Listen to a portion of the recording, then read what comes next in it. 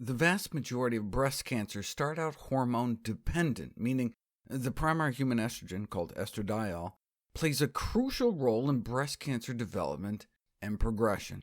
That's one of the reasons why soy food consumption appears so protective against breast cancer, because soy phytoestrogens like genistein act as estrogen blockers. They block the binding of estrogens like estradiol to breast cancer cells.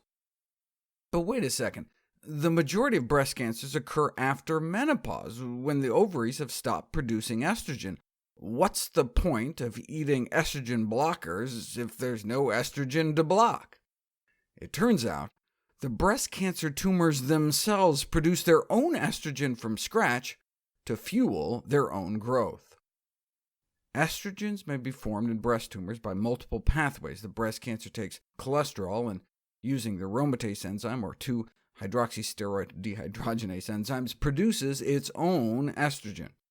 So there's two ways to stop breast cancer. One is to use anti-estrogens, estrogen blockers like the soy phytoestrogens or the anti-estrogen drug tamoxifen.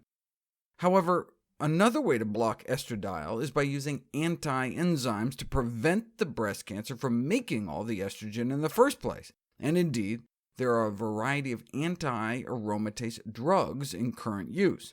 In fact, inhibiting the estrogen production has been shown to be more effective than just trying to block the effects of the estrogen, suggesting that the inhibition of estrogen synthesis is clinically very important for the treatment of estrogen-dependent breast cancer. Turns out soy phytoestrogens can do both. Using ovary cells taken from women undergoing in vitro fertilization, soy phytoestrogens were found to reduce the expression of the aromatase enzyme. What about in breast cancer cells, though? Breast cancer cells, too.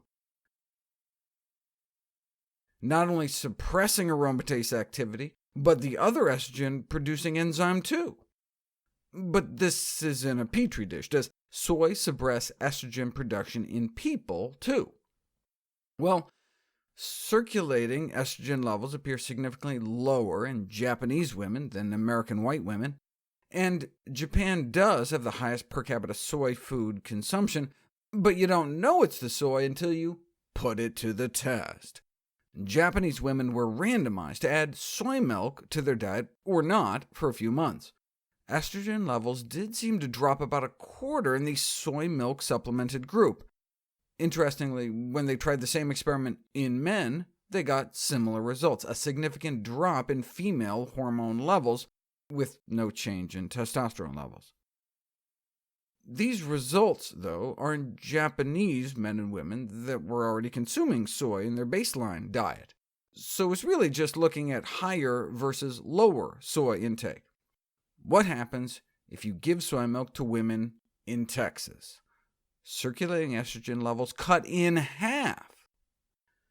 Since increased estrogen levels are a marker for high risk for breast cancer, the effectiveness of soy to reduce estrogen levels may help explain why Chinese and Japanese women have such low rates of breast cancer. And what was truly remarkable is that estrogen levels stayed down a month or two even after they stopped drinking it. This suggests you don't have to consume soy every day to have the cancer protective benefit.